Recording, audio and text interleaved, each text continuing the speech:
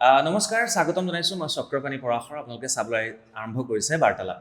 আজি হৈছে world pharmacist day. গতিকে ফাৰ্মাচিষ্টসকলৰ বাবে আমাৰ এই বিশেষ অনুষ্ঠান। আৰু মই আজি উপস্থিত হৈছোঁহি সোণাপুৰত থকা Rahman institute of pharmaceutical sciences and research ইনষ্টিটিউটত। গতিকে আৰু মোৰ সৈতে উপস্থিত আছে এই বিশেষ শিক্ষানুষ্ঠানখনৰ vice principal doctor Rituraj Bhardwaj. স্বাগতম জনাইছোঁ। আহিলোঁ, এটা অনুষ্ঠান ইতিমধ্যে আমি কৰিলোঁ, ছাত্ৰ ছাত্ৰীসকলৰ লগত কথা পাতিলোঁ। এতিয়া আপোনাৰ লগত বহিছোঁ। প্ৰথম প্ৰশ্ন এইটো যে আজি ৱৰ্ল্ড ফাৰ্মাচিষ্ট ডে সমগ্ৰ বিশ্বত পালন কৰা হয়। ইয়াত কেনেকৈ কৰিছে আৰু কেতিয়াৰ পৰা চলি আছে, কেতিয়াৰ পৰা আৰম্ভ হৈছিল? আচলতে ফাৰ্মাচিষ্ট আমি চবেই জানো যে ফাৰ্মাচিষ্ট এটা ইম্পৰ্টেণ্ট পিলাৰ আমাৰ হেল্থ কেয়াৰ চিষ্টেম। ৰাইট। চ' 1912 চনত ইণ্টাৰনেশ্যনেল ফাৰ্মাচিউটিকেল ফেডাৰেশ্যন এটা ফেডাৰেশ্যন আছে, তাত 188 কাণ্ট্ৰিজে একেলগে লগ হৈ পেলাই এই ফেডাৰেশ্যনটো বনাইছিলে। চ' এই ফেডাৰেশ্যনৰ জন্ম হৈছিলে 25 ছেপ্টেম্বৰ। তো তেওঁলোকে বেলেগ বেলেগ ধৰণৰ ফাৰ্মাচী কামবিলাক তেওঁলোকে হাতত লৈ পেলাই থ্ৰু আউট দ্য ৱৰ্ল্ড, ধৰক in field of education, in field of research, in field of community pharmacy, চববিলাক ফিল্ডত থকা মানুহবিলাকক নিজৰ লগত ৰাখি পেলাই এটা ফাৰ্মাচীৰ প্ৰফেশ্যন এটা চলাই আহিছিলে। কিন্তু 2009 চনত সিহঁতৰ যোনখন কনফাৰেঞ্চ হৈছিলে, সেই কনফাৰেঞ্চখন হৈছিলে টাৰ্কিত, ইস্তানবুলত। যেতিয়া কনফাৰেঞ্চখন হৈছিলে, তেওঁলোকে ডিচাইড কৰিলে যে যেনেকৈ ডক্টৰ্ছ ডে আছে, যেনেকৈ নাৰ্ছেছ ডে আছে, আমাৰ ফাৰ্মাচিষ্টৰ কাৰণে এটা দিন থাকিব নোৱাৰে নেকি? অপৰিহাৰ্য অংগ ফাৰ্মাচিষ্টসকল। যেনেকৈ ধৰক FIP আহিলে 25 ছেপ্টেম্বৰত, FIP বাৰ্থডে হয়। এই 25 ছেপ্টেম্বৰ দিনটোকে ফাৰ্মাচিষ্ট ডে বুলি ঘোষণা কৰিলে 2009 চনত। আৰু 2009 চনৰ পৰা গোটেই বিশ্ববৰ্ষত মানে এইটো ফাৰ্মাচিষ্ট ডে হিচাপে মানে আমি পালন কৰি আহি আছোঁ। ডক্টৰ ঋতুৰাজ ভৰদ্বাজ, আৰু এটা কথা জানি লওঁ, এইবাৰ ৱৰ্ল্ড ফাৰ্মাচিষ্ট ডে যিটো উদ্দেশ্য থাকে কি এইবাৰ উদ্দেশ্যটো হ'ল pharmacy always trusted for your health. Okay. মানে ফাৰ্মাচী এখন বা ফাৰ্মাচীৰ প্ৰডাক্ট এটা তাক বিশ্বাসেৰে আপুনি গ্ৰহণ কৰক, আৰু যেনেকৈ নিৰ্দেশ দিয়ে এজন ফাৰ্মাচিষ্টে তেনেকেই দৰৱ এটা গ্ৰহণ কৰক। ডেফিনেটলি আপোনাৰ বেমাৰ পৰা আৰোগ্য হ'ব। মই মাজতে এটা প্ৰশ্ন সুধিব মন গৈছে। এখন ফাৰ্মাচীলৈ আমি গ'লোঁ, তাত এজন ফাৰ্মাচিষ্ট থাকে। তো ফাৰ্মাচীখনলৈ সোমোৱাৰ আগমুহূৰ্তত এজন গ্ৰাহকে বা এজন ৰোগীয়ে বা ৰোগীৰ পৰিয়ালে কোনটো বিষয়বস্তুৰ ওপৰত গুৰুত্ব দি পেলাই ফাৰ্মাচীখনলৈ যাব লাগে? এটা অত্যন্ত দৰকাৰী প্ৰশ্ন আপুনি সুধিছে। মানে যোনটো দেখা গৈছে বৰ্তমানৰ প্ৰেক্ষাপটত, যে এজন ৰোগীয়ে যেতিয়া এখন ফাৰ্মাচীলৈ যায়, বা মই ফাৰ্মাচী বুলি এইটো কাৰণে নকওঁ, যিহেতু ফাৰ্মাচী বুলি কোৱা হ'লে সেই দোকানখনত বা পাৰ্টিকুলাৰ সেই ছেটআপটোত এজন ফাৰ্মাচিষ্ট থকাটো দৰকাৰী। কিন্তু আমি দেখা পাওঁ যে কেতিয়াবা কি হয়, কেতিয়াবা মানে সচৰাচৰ কি হৈছে, কিছুমানে ফাৰ্মাচী লাইচেঞ্চ এখন ভাড়াত কিনি লৈছে, লৈ পেলাই এজন নন টেকনিকেল মানুহ এজনে দৰৱটো ডিছপেন্স কৰি আছে। তেনে ক্ষেত্ৰত কি হয়, এজন নন টেকনিকেল মানুহে যেতিয়া এজন ৰোগীক দৰৱ এটা ডিছপেন্স কৰে, বহুতবিলাক বস্তু থাকে দৰৱ এটা দিয়াৰ সময়ত। আমি আপোনালোকেও দেখা পাইছে যে মিডিয়াত বহুত ধৰণৰ এনেকুৱা কণ্ট্ৰভাৰ্চিয়েল নিউজ আহি থাকে যে আমুকটো দৰৱ বেয়া কাৰণে কোনোবা এজন খাই ঢুকাইছে বা কাৰোবাৰ ৰিয়েকশ্যন হৈছে, তেতিয়া মানুহবিলাকে ফাৰ্মাচিষ্টক দোষী বুলি দোষাৰোপ কৰে। কিন্তু একচুৱেলি বস্তুটো কি হৈছে, সেই নিউজটো বনোৱাৰ আগত মই ৰিকুৱেষ্ট কৰোঁ মিডিয়াক, মই পাব্লিককো কওঁ এইটো কথা, যে আপোনালোকে দৰৱ ক'ৰ পৰা লৈছিলে, সেই প্ৰেমিচিছটো প্ৰথম চাব লাগে। যেতিয়া আপোনালোকে সোমাই ফাৰ্মাচী এখনত, এখন ফাৰ্মাচী যদি প্ৰকৃততে এখন ফাৰ্মাচী হয়, তেনেহ'লে তাত এজন ৰেজিষ্টাৰ্ড ফাৰ্মাচিষ্ট থাকিব লাগে। এইটো মাষ্ট। আৰু আমাৰ নিয়ম অনুসৰি মানে কি হয়, যেতিয়া আপুনি ফাৰ্মাচীখনত সোমাই, যোনজন ৰেজিষ্টাৰ্ড ফাৰ্মাচিষ্ট সেই দোকানখনৰ কাৰণে বা সেই বিপণীখনৰ কাৰণে যাক ৰখা হৈছিলে, এই পাৰ্মিশ্যনটো আমাৰ অফিচৰ পৰা দিয়া হয়, তেনেহ'লে তেওঁ সেই পাৰ্টিকুলাৰ দোকানখনত তেওঁৰ লাইচেঞ্চখন ডিছপ্লে হৈ থাকিব লাগে। মানে এইটো এজন গ্ৰাহকে সোধাৰ তেওঁৰ ৰাইট আছে, সোধাৰ ৰাইট আছে, প্লাছ তেওঁৰ চকুৰ আগত থাকিব লাগে। যেতিয়া তেওঁ সোমায়, যেতিয়া বস্তুটো দোকানখনত সোমায়, তেওঁৰ লাইচেঞ্চখন দেখা পাব লাগে। লাইচেঞ্চখন একচুৱেলি কোন আছে আৰু প্ৰকৃততে এজন ফাৰ্মাচিষ্ট হয় নহয় জনাটো দৰকাৰী। কিয়কি এটা ধৰক আমাৰ ইয়াত দুটা পাঠ্যক্ৰম আমি চলাই আছোঁ কলেজত, ডিপ্ল'মা ইন ফাৰ্মাচী বা bachelor in pharmacy. So' diploma in ফাৰ্মাচীটো 2 বছৰৰ টেকনিকেল কোৰ্চ এটা, বেচেলৰ ফাৰ্মাচীটো 4 বছৰৰ টেকনিকেল কোৰ্চ এটা। 4 বছৰ পঢ়ি পেলাই এজন ল'ৰা বা ছোৱালীয়ে যিখিনি জ্ঞান পাব, এজন নন টেকনিকেল মানুহে সেইখিনি জ্ঞান কেতিয়াও দিব নোৱাৰে। আৰু কিছুমানে ধৰক বহুত বছৰ ফাৰ্মাচী চলাই আছে, তেওঁলোকৰ বস্তুটোও বেলেগ হয় আৰু ইয়াত পঢ়া শুনা কৰি পেলাই যেতিয়া দৰৱটো আগবঢ়াব সেইটো এটা বেলেগ হয় ডেফিনেটলি মানে কি হয় চাওক যোনে চলাই আছে চলাই থকা মানুহজনে প্ৰেছক্ৰিপশ্যন চাই মই এইটো কথা ক'ব নাযাওঁ যে তেওঁ একেবাৰে নাজানে তেওঁ হয়তো কাৰোবাৰ যোনে 10 বছৰ 15 বছৰ হৈ গ'ল ফাৰ্মাচীখন চলাই থকা তেওঁ হয়তো নিজে প্ৰেছক্ৰিপশ্যনবিলাক যদি নিজে পাৰ্টিকুলাৰলি ষ্টাডি কৰে তেওঁ গম পাব যে এইটো পাৰ্টিকুলাৰ বেমাৰটোত এইটো ঔষধ দি আছে এনেকৈ দি আছে কিন্তু তেওঁৰ ওচৰত এইখিনি জ্ঞান নাথাকে যে এই বেমাৰটোত এইটো ঔষধ যেতিয়া দিয়া যায় এই মানুহজনৰ যদি বেলেগ এটা বেমাৰ হৈ থাকে সেই ঔষধটো যদি মানুহজনে খায় এটা দিনত যদি ছাপ'জ 2টা বা 3টা বেলেগ বেলেগ ধৰণৰ ঔষধ খায় এটা ডাঙৰ টাৰ্ম হয় ইয়াক আমি কওঁ drug and drug interaction okay 2টা ড্ৰাগে একেলগে আপোনাৰ বডিত সোমোৱাৰ পিছত যদি ইণ্টাৰেক্ট কৰে ইয়াৰ ৰিজাল্ট বেলেগ বেলেগ হ'ব পাৰে হয়তো এটা ড্ৰাগৰ একশ্যনে নাইকিয়া হৈ যাব পাৰে বা 2টা ড্ৰাগ মিক্স হৈ পেলাই এটা টক্সিক কম্পাউণ্ড বনাব পাৰে যাৰ ফলত হয়তো আপুনি হস্পিটেলাইজ হ'ব পাৰে এই জ্ঞানখিনি কিন্তু আপোনাক নন ফাৰ্মাচী মানুহে দিব নোৱাৰে মই আৰু এটা কথা সুধিবলৈ খুব মন যায় দেই মই যিহেতু আপুনি ফাৰ্মাচিষ্টৰ লগত জড়িত ফাৰ্মাচীৰ লগত জড়িত আপুনি PhD কৰিছে ইয়াত আৰু এতিয়া বৰ্তমান আপুনি ভাইচ প্ৰিন্সিপাল হিচাপে এটা গুৰুত্বপূৰ্ণ পদত আছে মই এই কথাটো জানিব বিচাৰোঁ যেতিয়া বহুত ডক্টৰৰ হেণ্ড ৰাইটিং বেয়া হয় ঠিক আছে হেণ্ড ৰাইটিং মানে বেয়া এইটো ক'বই লাগিব বহুত ডক্টৰৰ বেয়া হয় আমিতো বুজিয়ে নাপাওঁ এইটো কি লিখিলে বা কি হ'ল নাজানো যেতিয়া এজন ফাৰ্মাচিষ্টক আমি দেখুৱাওঁ লগে লগে এইটো ঔষধ এইটো আছে এইটো নাই কেনেকৈ গম পায় মানে চাওক বস্তুটো কি হৈছে যদি সেই ফাৰ্মাচীখন যোনজন ডক্টৰজন য'ত বহে এই নাৰ্ছিং হোম হওক বা হস্পিটেল হওক বা চিভিল এখন হওক যদি ডক্টৰজনৰ পৰা ঔষধখিনি যাওঁ তেওঁ যোনখিনি মলিকুল লিখে জেনেৰেলি আমাৰ হস্পিটেলত আমাৰ চৰকাৰী খণ্ডত কি হয় আমাৰ হস্পিটেলত ডিছপেঞ্চাৰীখন থাকে তাৰ পৰা আপোনাৰ ঔষধখিনি পাই যায় কিন্তু যদি ধৰক চিভিল হস্পিটেল এখন হওক তো তাত ধৰক যেতিয়া ওচৰত থকা যোনকেইখন আমাৰ ফাৰ্মাচী থাকে তাৰ মানুহখিনিয়ে যেতিয়া এই মলিকুলটো ডক্টৰজনৰ প্ৰেছক্ৰিপশ্যনত পাই থাকে তেওঁ চামহাও বস্তুটো ৰিলেট কৰিব পাৰে বা বুজি পায় গতিকে তেওঁৰ লগত এটা দুটা ঔষধ হয়তো তেওঁ কৰিব পাৰে কিন্তু এইটো কিন্তু মই এটা কথা যোগ কৰিব বিচাৰিছোঁ সাধাৰণ লোকৰ কাৰণে কিন্তু যদি সাধাৰণ লোকে এইটো বস্তু কিনিব যায় প্ৰব্লেম আছে বহুতবিলাক মলিকুল বা বহুতবিলাক ড্ৰাগ প্ৰডাক্ট আমাৰ মাৰ্কেটত এনেকুৱা আছে চিমিলাৰ কিন্তু মলিকুলটো টোটেলি বেলেগ নামকেইটা একে হ'ব মলিকুল ভিতৰত থকাটো বেলেগ হ'ব হয়তো এটা পেটৰ বেমাৰৰ কাৰণে এটা জ্বৰৰ মানে ধৰক আপোনাৰ জ্বৰৰ কাৰণে নামকেইটা প্ৰডাক্টকেইটাৰ একে হ'ব পাৰে য'ত ক'ৰবাত EI এনেকুৱা ৱৰ্ডৰ ডিফাৰেঞ্চ থাকিব এই লিখনিটো যদি বুজি নাপায় এজন জেনেৰেল মানুহ বা এজন পেচেণ্টে যদি এইটো কিনিব যায় তেতিয়া কিন্তু ভুল কৰা বুজিছোঁ মানে আজিলৈকে মই শুনা নাই ফাৰ্মাচিষ্ট এজনে যে নাই আখৰ ধৰিব পৰা নাই গতিকে এইটো এটা গুৰুত্বপূৰ্ণ প্ৰশ্নই আছিল মোৰ বোধে আৰু এটা প্ৰশ্ন সুধোঁ মই ধৰক কেতিয়াবা এজন ফাৰ্মাচিষ্টে এনেকৈ কৈ দিয়ে যে এইটো দৰৱ আমাৰ লগত নাই কিন্তু এইটো একেই এইটো আপুনি খাব পাৰে সেইটো আমি খাম নে নাখাম খাব পাৰে মানে বস্তুটো মই আপোনাৰ কথা কওঁ ইয়াৰ লগতে গুৰুত্বপূৰ্ণ কথা যে যোনখন চৰকাৰ আমাৰ চেণ্ট্ৰেলত আছে বৰ্তমান এই চৰকাৰখনে এটা বস্তু প্ৰমোট কৰি আছে প্ৰমোট কৰিছে যোনটো বস্তু এইটোক আমি কওঁ জেনেৰিক মেডিচিন আপুনি হয়তো এটা বস্তু দেখা পাইছে মাৰ্কেটত বা নিজে হয়তো গম পায় যে কেতিয়াবা কি হয় যে আমি গেছৰ কাৰণে যেতিয়া ধৰক টেবলেট এটা কিনিব যাওঁ পেণ্ট্ৰপ্ৰাজল DSR বা ৰেভিপ্ৰাজল DSR এনেকুৱা কিনিব যাওঁ যদি আমি তাক নামটো কওঁ পেণ্ডি বুলি কওঁ বা পেণ্ট্ৰপ্ৰাজলৰ যোনটো ব্ৰেণ্ড নেম আমি ব্ৰেণ্ড নেমটো যদি সুধি কওঁ সেই পেণ্ট্ৰপ্ৰাজলৰ আপুনি যদি এটা ষ্ট্ৰিপ কিনে তাত 10টা টেবলেট থাকে আপুনি মন কৰিছে হয়তো সেই 10টা ষ্ট্ৰিপৰ দাম কেতিয়াবা 120 হয় কেতিয়াবা 135 হয় কেতিয়াবা 80 হৈছে এতিয়া সেইকেইটা কোৱা হয় আমি আমাৰ ভাষাত কওঁ এতিয়া ব্ৰেণ্ড প্ৰডাক্ট মানে কি এই প্ৰডাক্টকেইটা কোনোবা ডাঙৰ কোম্পানীয়ে বনাইছে আৰু তেওঁলোকৰ এই এডিশ্যনেল কষ্টটো বিকজ অফ মাৰ্কেটিং তেওঁলোকৰ বেলেগ ষ্ট্ৰেটেজি যিবিলাক থাকে তাৰ কাৰণে তেওঁলোকে নিজৰ দামটো বঢ়ায় এতিয়া যোনখন চৰকাৰ আমাৰ চেণ্ট্ৰেলত আছে তেওঁলোকে এটা বস্তু প্ৰমোট কৰি আছে যাক আমি কওঁ জনঔষধি যাক কোৱা হয় জেনেৰিক ড্ৰাগ কনচেপ্টটো এনেকুৱা যে আজি আমাৰ ইয়াতে লেবৰেটৰী এটা আছে আমাৰ ভাল ফেকাল্টি আছে সাপোজ তেওঁলোকে কোনোবাই কাইলৈ এটা নতুন দৰৱ উলিয়ালে ওলোৱাৰ পিছত এটা নতুন দৰৱ ওলোৱাৰ পিছত এই দৰৱটো প্ৰথম আমি পেটেণ্ট ফাইল কৰিব লাগে যে দৰৱটো মই উলিয়াইছোঁ আৰু আমাৰ যোনখন ইণ্টেলেকচুৱেল প্ৰপাৰ্টি ৰাইট বুলি কোৱা হয় যে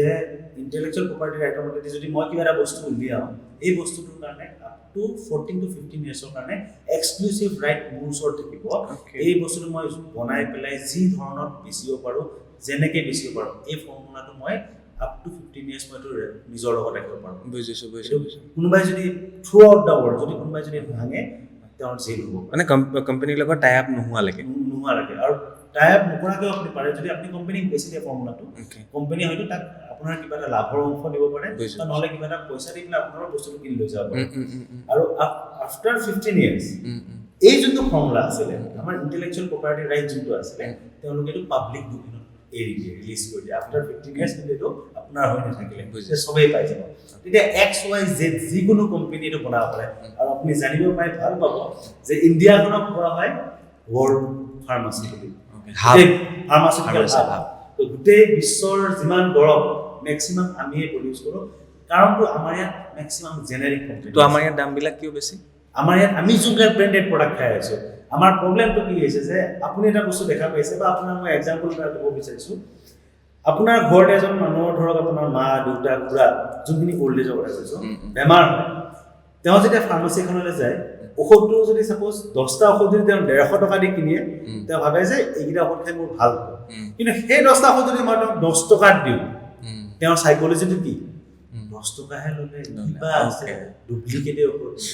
সেইটো হ'ল চাইক'লজি, যাৰ কাৰণে আজি জেনেৰিক মাৰ্কেট মানে দৰৱখিনিয়ে মাৰ্কেট ল'ব পাৰে। কিন্তু জেনেৰিক দৰৱত এই একেটা বস্তুৱে থাকে, যোনটো ব্ৰেণ্ডেড প্ৰডাক্টত থাকে। বুজিছোঁ। প্ৰশ্ন মোৰ বহুত আছে, মই আজি সুধিম বুলি আহিছোঁ যিহেতু। মোক আৰু এটা কথা কওক, যেতিয়া পেণ্ডেমিকৰ সময়ত জনস্বাস্থ্যৰ প্ৰতি ফাৰ্মাচিষ্ট এগৰাকীয়ে কেনেধৰণে কাম কৰিলে? মোৰ মতে তেওঁ এগৰাকী যথেষ্ট যোদ্ধা আছিল সেই সময়ত, ফ্ৰণ্টলাইন ৱাৰিয়াৰ্ছ। তো যথেষ্টখিনি সহায় কৰিছে। মানে ধৰক যোনটো পেণ্ডেমিক গ'ল আমাৰ, আমি যিখিনি তাত পাৰ হৈ আহিলোঁ, এইখিনি সময়ত ধৰক ইমিউনাইজেশ্যনৰ, ভেকচিনেশ্যনৰ ফাৰ্মাচিষ্টখিনিয়ে আগবাঢ়ি আহিলে। আৰু আপুনি যদি হয়তো দেখাও পাইছে যে চব বন্ধ হৈ গ'লেও কিন্তু আমাৰ ফাৰ্মাচিখন খুলি ৰখা হৈছিলে। সঁচা। কিয় কি ধৰক দৰৱত আপুনি দৰৱ অবিহনে এখন ছ'চাইটিত মানে মানুহ থাকিব নোৱাৰে। বহুতে ক'লে যে পেণ্ডেমিকৰ সময়ত গেলামালৰ দোকান আৰু ফাৰ্মাচী সদায় খোলা থাকিল ৰাইজৰ সহায়াৰ্থে। গতিকে এচেঞ্চিয়েল বস্তু। মানে আপুনি নোখোৱাকে আৰু বেমাৰ হ'লে দৰৱ নোখোৱাকে থাকিব নোৱাৰে। চ' দৰৱৰ ক্ষেত্ৰত সেইখিনি সহায় কৰিলে, ইমিউনাইজেশ্যনত সহায় কৰিছিলে। প্লাছ আমাৰ হস্পিটেল ছেটআপবিলাক, যোনবিলাক হস্পিটেল ছেটআপ আছিলে, ছেটআপবিলাকত বেলেগ ৰোল প্লে কৰিছিলে তেওঁলোকে। কৰি পেলাই যথেষ্টখিনি মানে সহায় কৰিছিলে। কৈ যাওক। আৰু ৰুৰেল এৰিয়াটো আপুনি গম পায়, ধৰক ৰুৰেল এৰিয়া যোনবিলাক আছে, ৰুৰেল এৰিয়াত আমাৰ ধৰক য'ত ডক্টৰ ৰিচটো নাই, য'ত তাত এজন ফাৰ্মাচিষ্টকে ডক্টৰ বুলি জ্ঞান কৰে কিন্তু বহুতে,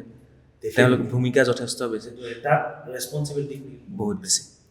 ৰাইট। কিমান ভাৰতবৰ্ষত কিমান আছে ফাৰ্মাচী টোটেল? ভাৰতবৰ্ষ, অসম যদি আনুমানিক হিচাপে মই যদি আপোনাৰ এপ্ৰক্স ফিগাৰটো ক'ব যাওঁ, এপ্ৰক্স ফিগাৰ আপোনাৰ 8.5-9 লাখ হৈ যাব।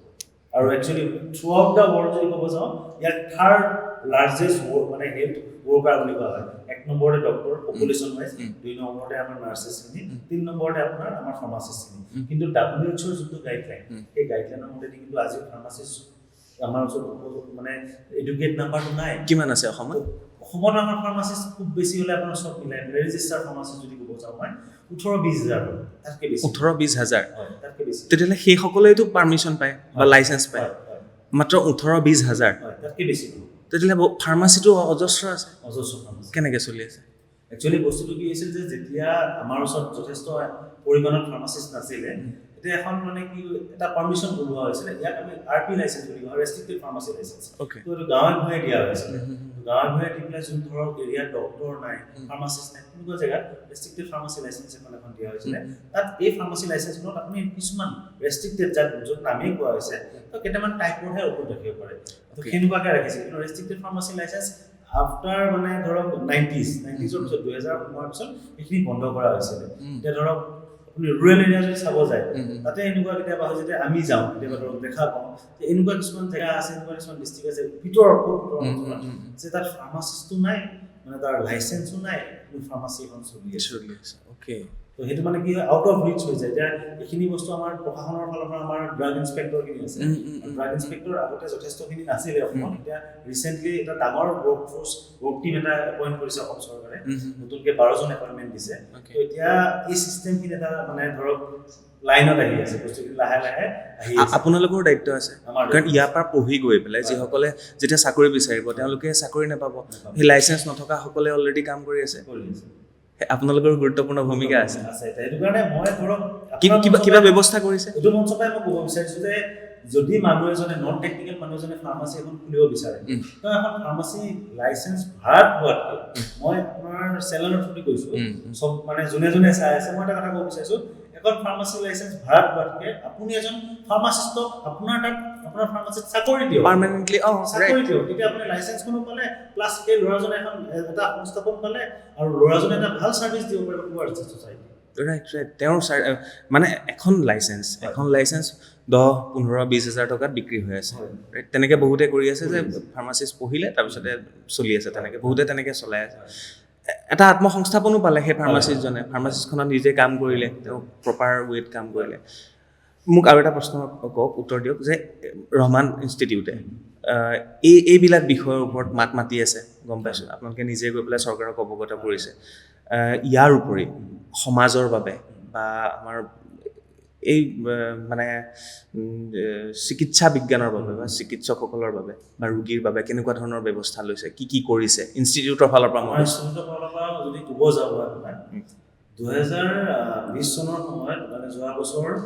আৰু তাৰ আগৰ বছৰ ধৰক কোভিডৰ সময়ত আমি নিজৰ হস্পিটেলখন মানে আমাৰ ইনষ্টিটিউটখন এই ইনষ্টিটিউটখন আমি সম্পূৰ্ণভাৱে আমাৰ অসম চৰকাৰক দি দিছিলোঁ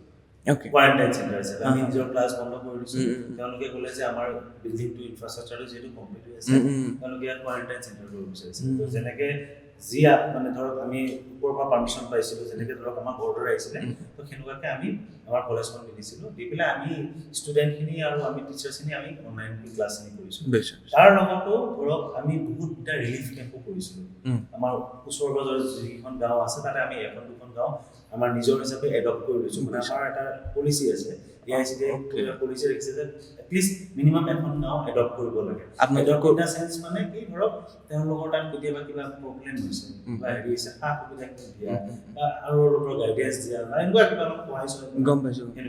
আৰু সেইটো নিয়মেই হয় ন এটা কোম্পানী ইনষ্টিটিউট AICTI এটা মানে ক্ৰাইটেৰিয়া আছে গম পাইছোঁ আমি তেওঁলোকক কেনেকৈ সহায় কৰিছোঁ বন ঔষধত ফাৰ্মাচিষ্টসকলৰ ভূমিকা কি বন ঔষধটো ইয়াতে পৰে গুণাৰাম খনিকৰৰ কথা আমি শুনিছিলোঁ ইয়াত বন ঔষধবিলাক কেনেকৈ হয় মানে এই বস্তুখিনি মোৰ ৰিলেট ক'ত হয় আপোনালোকৰ মানে বস্তুটো কি হয় চাওক আমাৰ ফাৰ্মাচী ফিল্ডত বেলেগ ডিপাৰ্টমেণ্ট কেইটামান আছে তাৰে এটা ডিপাৰ্টমেণ্টৰ নাম হ'ল ফাৰ্মাকগনচি তো ফাৰ্মাকগনচিটো একচুৱেলি টোটেলি হাৰ্বেল ড্ৰাগছ হয় যাক আপুনি বন ঔষধ বুলি ক'লে তাত মানে কি হয় আমি বন ঔষধৰ ধৰক টেবলেট এতিয়া আপুনি বন ঔষধৰ টেবলেট খাই পাইছে নাই পাইছোঁ 52 খাইছে চিৰাপো খাইছে লিগোচিনৰ খাইছে হয় তো এইবিলাকৰ ফৰ্মুলেশ্যন কৰা হয় কিন্তু আজিকালি সচৰাচৰ দেখা গৈ আছে কি মানে ধৰক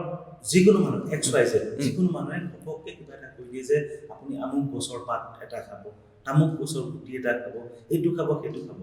কিন্তু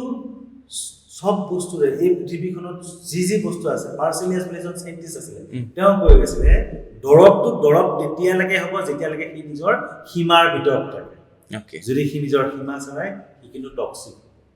তো বনৌষধিৰ লগতো একেই আমি ভাবোঁ যে বনৌষধিৰ কোনো ছাইড এফেক্ট সেই মাজতে মাতো সেইকাৰণে কয় নেকি যে এলকহলটো এটা পৰিমাণলৈকে খোৱাটো দৰৱ তাতকৈ বেছি খোৱালে সেইটো এডিকশ্যন ৰাইট এলকহলৰ আমাৰ পাৰ্চেণ্টেজ থাকে 10% ধৰক মানুহজন ধৰক হ'ল 20% হোৱাৰ লগতে মানুহ মৰিব নোৱাৰা হয় 30% মানে এটা লিমিট থাকে তাৰপিছত যদি ব্লাডত বাঢ়ি যায় তেওঁ ঢুকাব পাৰে বহুতে যে কয় কফ চিৰাপটো বেছিকৈ খালে টোপনি আহে কফ চিৰাপত একচুৱেলি কি হয় এইবিলাক সৰু বস্তু ধৰক কফ চিৰাপত কোডিং থাকে কোডিংটো একচুৱেলি কি হয় ই আমাৰ শ্লিপ ইনডিউচ কৰে ৰাতি যেতিয়া আপোনাৰ কাহ হৈ আছে চৰ্দি হৈ আছে আপুনি ৰাতিখন যদি কাহি থাকে আপুনি শুব নোৱাৰিব সেইটো কাৰণে শুৱাৰ সময়ত যদি আমি এই কফ চিৰাপ যাৰ কাহ হৈছে সি যদি এক চামুচ খাই দিয়ে টোপনিটো ইনডিউচ কৰিলে তাক মানে মিছ ইউজ কৰি আছে ধৰক যোনবিলাক এতিয়া ধৰক আজিকালি আমি খুব শুনা পাই আছো ধৰিছে সেইবিলাক বস্তু এতিয়া ধৰক কফ চিৰাপ এনেকুৱা বহুত কিছুমান আছে মানে একচুৱেলি কি হয় এইবিলাক দৰৱক আমি কওঁ যে চ'ৰ্চ অফ এক্সটাসি মানে এইবিলাক দৰৱ মেক্সিমাম আপোনাৰ pain killer morphine codeine heroin এইবিলাক একচুৱেলি পেইন কিলাৰ এতিয়া মৰফিনটো আপুনি অপাৰেশ্যন থিয়েটাৰত ইউজ কৰি থাকোঁ ৰেষ্ট্ৰিক্টেড অপাৰেশ্যন থিয়েটাৰত যোনবিলাক মেজৰ অপাৰেশ্যন হয় ইউজ কৰাৰ কাৰণটো কি মানুহজনক পেইন ফ্ৰী হ'ব নিদিয়ে এটা বেলেগ ইউফৰিয়া ষ্টেজত লৈ যায় যাতে তেওঁ গম নাপায় যিটো এনাস্থেচিয়া নহয় একচুৱেলি তেওঁ এটা বেলেগ ফিল কৰে এনাস্থেচিয়াত আপোনাৰ মানুহজনৰ চেন্সটো নোহোৱা হৈ যায় মৰফিনটো দি দিয়াৰ লগে লগে হয়তো তেওঁ টোপনি ইনডিউচ কৰিব কিন্তু তেওঁ সেই যোনটো আমাৰ গাত যোনবিলাক পেইন ৰিচেপ্টৰ থাকে সেই ৰিচেপ্টৰবিলাক ব্লক কৰি দিয়ে ৰিচেপ্টৰ এটা এক্সাম্পল মই কৈছোঁ নচিচেপ্টৰ বা প্ৰপিঅ'চেপ্টৰ এই ৰিচেপ্টৰবিলাক যেতিয়া ব্লক কৰি দিয়ে আপোনাক যদি ধৰক মই মৰ্ফিন লগাই পেলাই ইয়াত যদি কাটিও থাকোঁ আপুনি গম নাপায় মানে পেইন ৰিচেপ্টৰবিলাক ব্লক কৰি দিয়ে ৰাস্তাতে দিলে আপুনি চেঞ্চলেছ হৈ যাব বা এইখিনি জেগাত চেঞ্চ নহ'ব কাৰণ মৰ্ফিনটো এনেকুৱা বস্তু তেতিয়া সেইবিলাক বস্তু এতিয়া কি হৈছে বহুতে গম পাই গৈছে যে এইটো খালে ধৰক ইউফৰিয়া পায় চেঞ্চ অফ ৱেল বিং তো মানে ধৰক সেইটো নিচা হিচাপে লৈছে বুজিছোঁ অ'কে গতিকে সেইবিলাক কৰাটো বেয়া কথা মই বনৌষধিৰ কথা সোধোতে মই আৰু এটা কথা সোধোঁ পতঞ্জলিৰ লগত আপোনালোকৰ সম্পৰ্ক কেনেকুৱা পতঞ্জলিৰ লগত সম্পৰ্ক মানে ধৰক পতঞ্জলি আমাৰ এটা পাৰ্ট আৰু ধৰক তাতে এতিয়া বহুতবিলাক মাজতে কণ্ট্ৰভাৰ্চি ওলাই মানুহে কয় যে ধৰক সেইবিলাক টোটেলি হাৰ্বেল মই নকওঁ টোটেলি হাৰ্বেল গতিকে হাৰ্বেল দৰৱ হ'লেও কম বেছি পৰিমাণে আমি অলপ প্ৰিজাৰ্ভেটিভ দিবই লাগিব কোনো হাৰ্বেল প্ৰডাক্ট এনেকুৱা নাই যে উইদাউট প্ৰিজাৰ্ভেটিভ আছে যদি প্ৰিজাৰ্ভেটিভ ইউজ কৰি আছে প্ৰিজাৰ্ভেটিভখিনি আল্টিমেটলি এলোপেথিক হয় বাকী কেমিকেল আপুনি এটা দৰৱ পতঞ্জলিয়ে যদি বনায় আজি পতঞ্জলি ফাৰ্ম ইয়াত আছে কিন্তু আগতেতো আছিলে উত্তৰাখণ্ডত মই পাৰ্চনেলি ভিজিটো কৰিছোঁ এতিয়াতো আমাৰ ইয়াতে আহি গৈছে পলাশবাৰীৰ ফালে আহিছে তো আগতে যেতিয়া তাৰ পৰা বনাইছিলে এই প্ৰডাক্টটো চাপ'জ তাত বনাই পেলাই আপোনাক মই কৈছোঁ অসমৰ এইটো মোৰ ধৰক ডুমডুমা হওক তিনিচুকীয়া হওক বা এইফালে আপোনাৰ চিলাপথাৰ ধেমাজি তালৈকে পোৱালৈকে কিমান টাইম লাগিব এটলিষ্ট বনাবা 15 দিন 20 দিন লাগিব এই তাৰপিছত মানুহজনৰ ঘৰত যোৱাৰ পিছত বা ফাৰ্মাচীখনতে প্ৰডাক্টটো চেল নোহোৱালৈকে আনাৰ 20 দিন ধৰক আপুনি মানুহজনৰ ঘৰত যাব মানুহজনে একমাহ খাব এটা লাইফ স্পেন থাকে এই লাইফ স্পেনত কেমিকেলখিনি বাৰু যোনবিলাক দৰৱবিলাক এইবিলাক কেমিকেল আছে টেবলেট কেপচুলবিলাক ধৰক এতিয়া আপুনি চমন ব্ৰাছ কৰি গৈছে বেলেগ কিবা গৈছে তাততো কিবা অলপ হ'লেওতো দিব লাগিব যাতে একো মাইক্ৰ অৰ্গেনিজমৰ নাথাকে ইনডাইৰেক্টলি আপোনালোকৰ ইউজ কৰা হয় কম পৰিমাণত ইউজ কৰা মই বহুত প্ৰশ্ন লৈ আছিলোঁ সময় যিহেতু কম মোক আৰু এটা কথা কওক মেনুফেকচাৰ আৰু এক্সপায়াৰ তো এক্সপায়াৰ ডেটৰ পিছত বহুত এনেকুৱা বাতৰি আহে যে এক্সপায়াৰ ডেট পাৰ হোৱাৰ পিছতো ঔষধ পোৱা যায় সেইটো এটা ভুল বহুতত এক্সপায়াৰ ডেট লিখা নাথাকেও কিছুমান বস্তু আপুনি পাইছে চাগে আমি পাইছোঁ তো সেই এক্সপায়াৰ ডেটটোৰ পিছত যদি খাই দিয়া যায় মই আপোনাক সৰু উদাহৰণ এটা দিম আপোনাৰ পাকঘৰত অ'কে আপুনি চাউল কিনি আনিছে বজাৰৰ পৰা একদম 5 কিলো চাউল কিনি পেলাই আপুনি এই চাউলখিনি আপুনি এটলিষ্ট 20 দিনৰ বা 25 দিন ধুনীয়াকৈ আপোনাৰ টেমাটো ভৰাই থৈ দিছে তাৰপিছত একো হোৱা নাই কিন্তু এই চাউলখিনি আপুনি প্ৰেছাৰ কুকাৰত সিজাই দিয়াৰ পিছত আপুনি খুব বেছি আপুনি 2 দিন পাৰে গোন্ধ ওলাব চেম উইথ মেডিচিন পিয়ৰ ড্ৰাগবিলাক যোনবিলাক থাকে আমাৰ পিয়ৰ ড্ৰাগ মানে তাক আমি কওঁ API এক্টিভ ফাৰ্মাচিউটিকেল ইনগ্ৰেডিয়েণ্টছ ধৰক আপুনি পেৰাচিটামলে খাইছে পেৰাচিটামলত পিয়ৰ ড্ৰাগ হিচাপে তাত পেৰাচিটামলটো আছে এতিয়া পেৰাচিটামল 500 টেবলেটটো P500 আপুনি জ্বৰ হ'লে যোনটো খায় কিন্তু কেতিয়াবা আপুনি এটা টেষ্ট কৰি চাব পাৰে এটা সৰু আপুনি ৱেট বেলেঞ্চত হিচাপ কৰোঁ তাৰ ওজন 500তকৈ বেছি তাত 500 এমাউণ্ট মাত্ৰ পেৰাচিটামল আছে বাকীখিনি যিখিনি আছে হয়তো সি 1 গ্ৰাম হ'ব পাৰে বাকীখিনি এডিটিভছ আমি ইউজ কৰোঁ যোনবিলাকে আপোনাৰ যেতিয়া খাব এছেম্বলৰ তিতা হ'ব তো মুখত জ্বালালে আপুনি তিতাটো নাপায় বা শৰীৰত সি কেনেকৈ কাম কৰিব সেইবিলাক কৰাবলৈ আমি এডিটিভছ ইউজ কৰোঁ তো এই এডিটিভছবিলাক মিলাই পেলাই তাৰ ওজনটো বেছি হৈ যায় তো এতিয়া কনচেপ্টটো হ'ল আপোনাৰ পেৰাচিটামলটো পিয়ৰ তাৰ কোনো এক্সপায়াৰী ডেট নাই যদি তাক আপুনি ভালকৈ ৰাখি দিব পাৰে বছৰ ৰাখিব পাৰে কি পিয়ৰ ড্ৰাগ কিন্তু যেতিয়া টেবলেট ক'লো P500 সেইটো হ'ল ফৰ্মুলেশ্যন ফৰ্মুলেশ্যনৰ কিন্তু এক্সপায়াৰী ডেট থাকে যেনেকৈ সিজোৱা চাউলখিনিৰ এক্সপায়াৰী ডেট আছে 2 দিন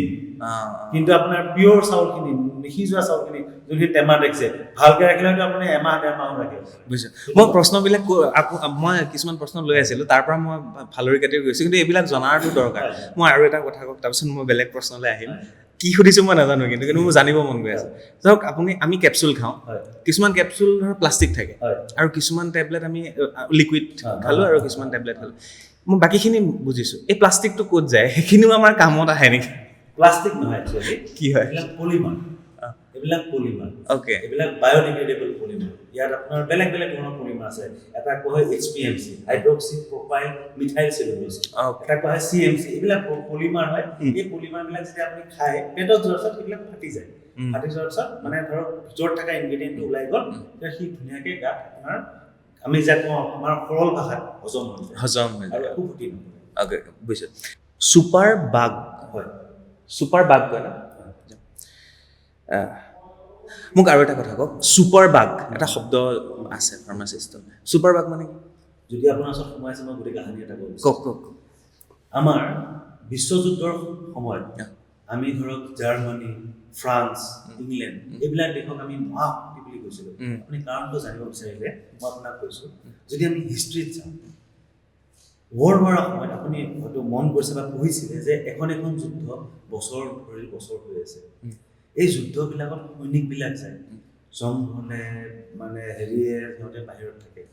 আপোনাৰ জানো এটা ডাউট নহয় যে এই যে ধৰক বছৰ ধৰি বছৰ আছে, সিহঁতৰ বেমাৰ নহ'ব? ডেফিনেটলি বেমাৰ হয় কিছুমান, হয়নে? আনহাইজেনিক কণ্ডিশ্যনৰ কাৰণে বেমাৰ হয়, তেতিয়া বেলেগ বেলেগ ধৰণৰ বেক্টেৰিয়া চেক্টেৰিয়াৰ কাৰণে বেমাৰ হয়। সেই সময়ত এণ্টিবায়'টিকৰ মানে উৎপত্তি হৈছিল 19শ শতিকাৰ একদম সন্মুখত, আৰু এই দেশকেইখনৰ ওচৰত যথেষ্ট পৰিমাণত এণ্টিবায়'টিক আছিলে, যাৰ কাৰণে তেওঁলোকক মানে পাৱাৰফুল কাণ্ট্ৰি কৰা হৈছিল। কিয়কি তেওঁলোকৰ যোনবিলাক সৈনিকবিলাক যেতিয়া যুদ্ধলৈ যায়, তেওঁলোকক এণ্টিবায়'টিক দিয়ে, যাৰ ফলত তেওঁলোকৰ বেমাৰ নহয়।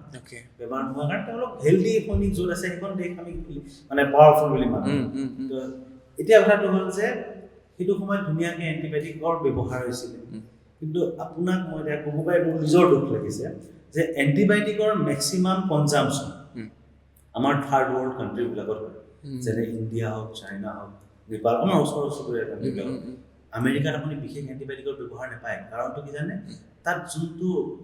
মানে লাইফষ্টাইল সেইটো আমাতকৈ বহুত ওপৰত, যিহেতু হাইজেনিক কণ্ডিশ্যনটো মেইনটেইন কৰা হয় তাত। তো জেনেৰেলি ধৰক মাইক্ৰবিয়েল কণ্টামিনেশ্যন বা মাইক্ৰবিয়েল ডিজিজ আমেৰিকা হেন দেশত নহয়। সেইটো কাৰণে যে আমাৰ প্ৰধানমন্ত্ৰীয়ে কৈছে স্বচ্ছ ভাৰত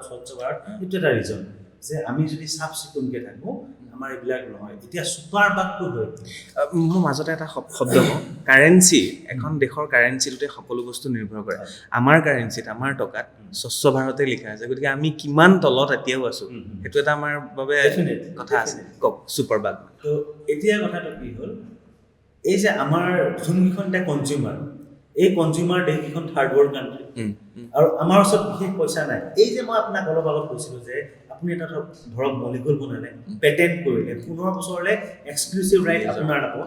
এই যে মলিকুলটো উলিয়াওঁতে আপোনাৰ আমি ক্লিনিকেল ট্ৰায়েল কৰিব লাগে, বা 4টা ফেজ থাকে। 4টা ফেজৰ পিছত এটা মলিকুল মাৰ্কেটলৈ আহে। এটা মলিকুল মাৰ্কেটত আনোতে আপোনাক 8 পৰা 10 বছৰ লাগে। মলিকুল মানে ঔষধ। এটা দৰৱৰ মলিকুল আনিবলৈ আপোনাক 8 পৰা 10 বছৰ লাগে। এই 8 পৰা 10 বছৰত আপোনাৰ ব্যয় হয় around 200 to 400 million and billion of dollars. আপুনি ভাবিব নোৱাৰে। তো সেইখিনি ৰিকভাৰ কৰিবলৈ এটা কোম্পানীৰ ওচৰত মাত্ৰ টাইম থাকে 15 বছৰ। সেইটো কাৰণে যে ব্ৰেণ্ডেডবিলাকৰ দাম বেছি। এতিয়া আপুনি কওক যে আমাৰ মাইক্ৰবিয়েল ডিজিজবিলাক ক'ত আছে? ভাৰতবৰ্ষ বা থাৰ্ড ৱৰ্ল্ড কাণ্ট্ৰিবিলাকত আছে। ইয়াত আমাৰ ঔষধ ইমান দামত বেচিলে আমাৰ জনসাধাৰণৰ ইমানটো মানে ধন টকা পইচা নাই যে এটা টেবলেট বা 1000 টকাত কিনিব। আল্টিমেটলি নতুন এণ্টিবায়'টিকৰ ওপৰত ৰিচাৰ্চ নকৰাই হ'ল। যোনখিনি এণ্টিবায়'টিক আছিলে, আমাৰ হকে বিহকে যে এণ্টিবায়'টিক আমি কিবা এটা হ'ল, এতিয়া মানুহ এজনে জ্বৰে চৰ্দি এণ্টিবায়'টিক খায়, কেতিয়াবা কি হয় যে মানুহ এজন ডাইৰেক্ট গৈ পেলাই দোকানত কৰে যে মোক টেবলেট নালাগে, এণ্টিবায়'টিক এটা দিয়ে মই ভাল পাম। চৰ্দিত মানুহে এণ্টিবায়'টিক খায়, কিন্তু আপুনি জানেনে যে চৰ্দিত আপোনাৰ এটা ভাইৰাছৰ কাৰণে হয়, আৰু কোনো এণ্টিবায়'টিক দৰৱে ভাইৰাছৰ এগেইনষ্টত কাম নকৰে। তো যেতিয়া আপুনি হকে বিহকে যেতিয়া এণ্টিবায়'টিক সেৱন কৰি থাকে,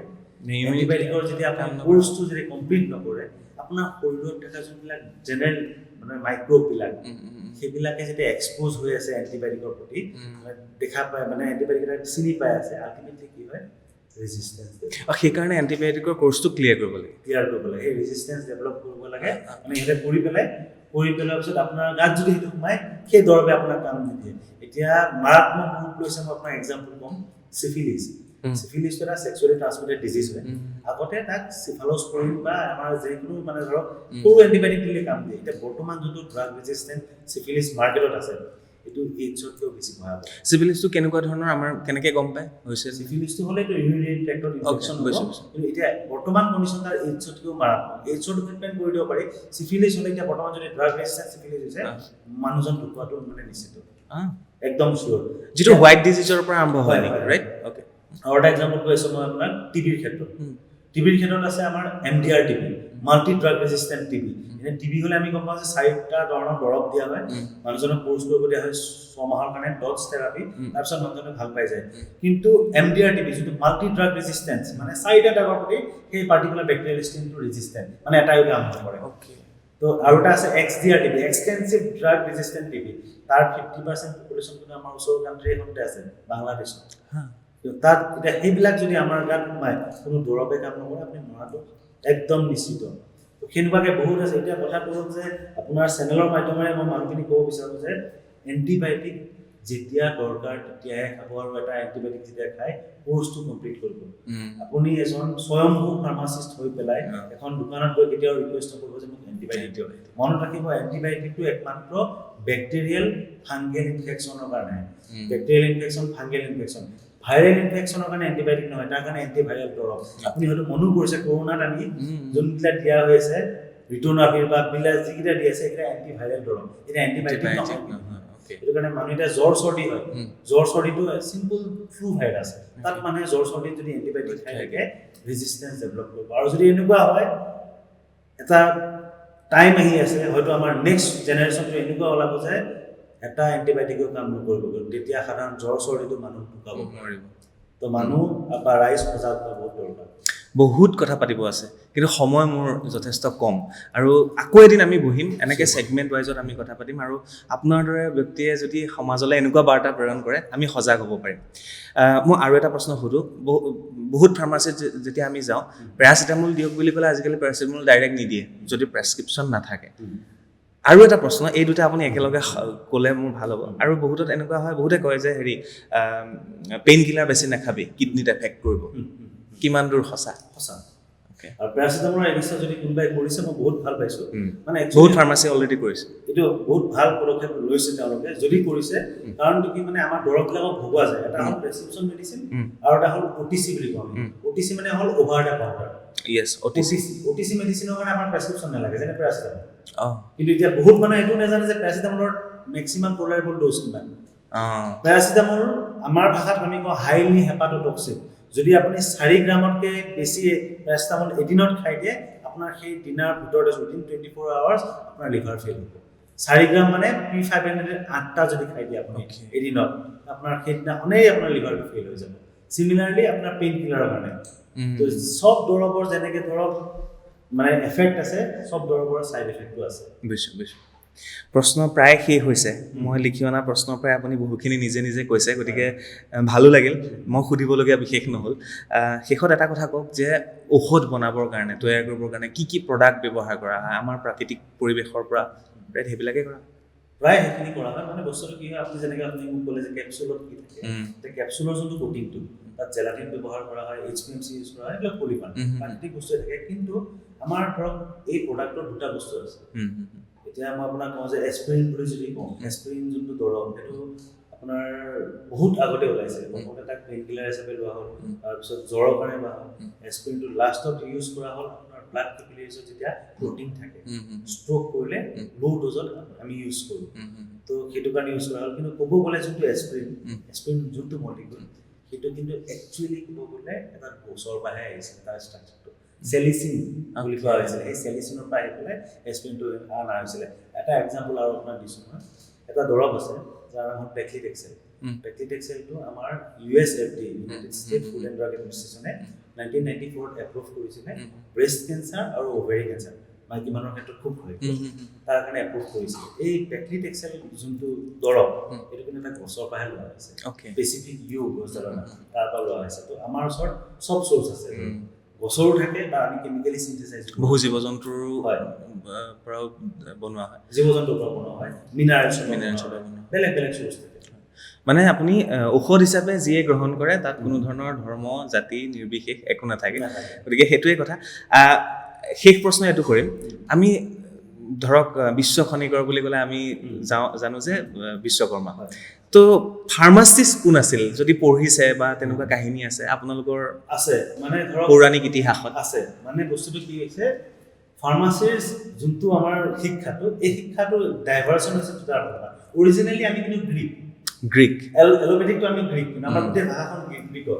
তো তেতিয়া আমাৰ বেলেগ বেলেগ আছিল গেলেনক কোৱা হয় গেলেন বুলি এজন আছিলে গেলেন আছিলে এৰিষ্টটেল আছিলে বেলেগ বেলেগ মানুহক আমি ভগাই ভগাই বেলেগ কাৰোবাক ফাদাৰ অফ ফাৰ্মাচী কাৰোবাক মানে ফাৰ্মাচিষ্ট অফ দ্য চেঞ্চুৰী এনেকৈ উপাধি দিয়া গৈছিলে কিন্তু তাত আমি এটা বস্তু ডিনাই কৰি নহ'ব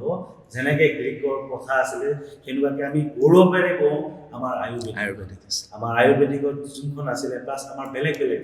চৰকা সংহিতা বুলি এখন আছে কিতাপ সেই চৰকা সংহিতাত ধুনীয়াকৈ বনৌষধিৰ গুণাগুণবিলাক লিখা আছিলে সেই ঔষধবিলাকে আজি এতিয়া মানুহে আপুনিও ধৰক বহুতে কয় পতঞ্জলি বুলি কয় পতঞ্জলি ঋষি নহয় পতঞ্জলি একচুৱেলি আপুনি চাব গ'লে আয়ুৰ্বেদ চৰকা সংহিতা তো চৰকা সংহিতাৰ প্ৰায় বহুতখিনি বস্তু আহিছিলে আৰু আজিকালি মানুহৰ ধৰক সেই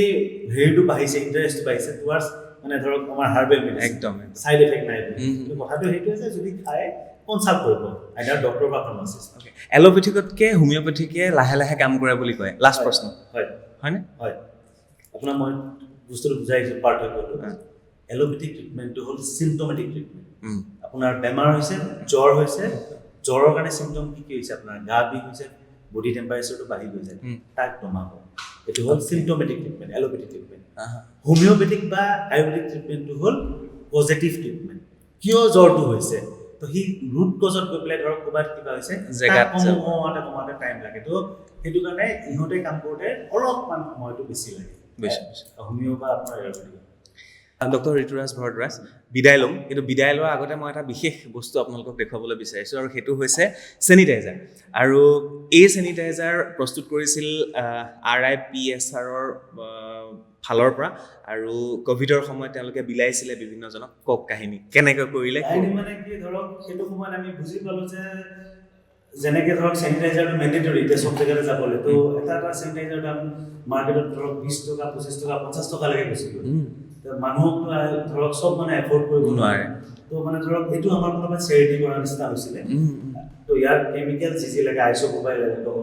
ধৰক লগত হাইড্ৰজেন পেৰক্সাইড যিবিলাক বস্তু লাগে তাৰ এটা ফ্লেভাৰ এটা হেৰি যি লাগে আমি আনি পেলাই আমাৰ লেবৰেটৰীত ইয়াতে এইটো লেবৰেটৰীতে আমাৰ লগত আমাৰ এছিষ্টেণ্ট প্ৰফেচাৰখিনি আছে প্লাছ আমাৰ টেকনিচিয়ানখিনি আছে চবে আমি লগ লাগি পেলাই এইটো প্ৰডাক্ট নাম সুন্দৰ সুদ্ধা তো এইটো আমি ইয়াতে বনাইছিলোঁ দি পেলাই আমি পাব্লিকক গিফ্ট কৰিছোঁ মানে আমাৰ ৰাস্তাৰ ওচৰত বঢ়িয়া তো আমি ইয়াতে বনাইছিলোঁ ভাল হৈছে পুৰা মানে জাৰ্ম আঁতৰি যাব আপোনালোকৰ স্কিন ফ্ৰেণ্ডলি আৰু নট ফৰ চেল আমি লিখিছোঁ নট ফৰ চেল চেলৰ কাৰণে গতিকে ইয়াৰে মই 3টামান নিম চিয়'ৰ থেংক ইউ ছ' মাছ ধন্যবাদ ডক্টৰ ঋতুৰাজ ভৰদ্বাজ বহুত বেছি ভাল লাগিল আৰু মোৰ প্ৰশ্ন বহুত থাকিল মই আকৌ আহিম কেতিয়াবা জানিবলৈ কিন্তু আজিৰ এই অনুষ্ঠানটো কেৱল মাত্ৰ ফাৰ্মাচিষ্টসকলৰ বাবে কাৰণ আজি আছিল ৱৰ্ল্ড ফাৰ্মাচিষ্ট ডে গতিকে যিসকল ফাৰ্মাচিষ্টে সমাজৰ প্ৰতি সেৱা আগবঢ়াই আছে তেওঁৰ বাবে মই চক্ৰপাণী পৰাশৰে ডক্টৰ ঋতুৰাজ ভৰদ্বাজে আৰু Rahman institute of pharmaceutical sciences and technology and ৰিচাৰ্চে আমি আগবঢ়ালোঁ আপোনালোকৰ বাবে আপোনালোকৰ শুভেচ্ছাৰ বাবে আপোনালোকে ভালে থাকিলে আমি ভালে থাকিম আজিলৈ বিদায় লৈছোঁ ধন্যবাদ জ্ঞাপন কৰিছোঁ